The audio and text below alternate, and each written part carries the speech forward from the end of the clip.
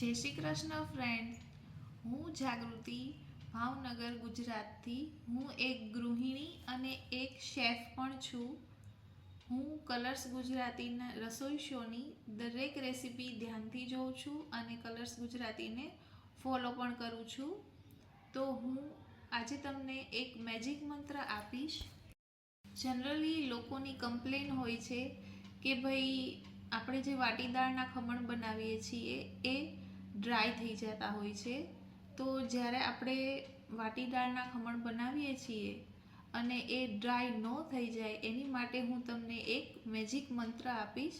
તો જ્યારે આપણે ચણાની દાળ પલાળીએ છીએ એમાં 2 ચમચી ચોખા અને 2 ચમચી ચોખા અને 2 ચમચી અડદની દાળ એડ કરવાની છે અને પછી એને ક્રશ કરી અને ખમણ બનાવવાના છે. પછી જ્યારે આપણે વઘાર કરીએ છીએ તો વઘારમાં આપણે રાઈ, જીરું, લીમડો તો લઈએ જ છીએ, સાથે 2 ચમચી પાણી એડ કરવાનું છે અને આ વઘાર ખમણને ઉપરથી એડ કરવાનો છે.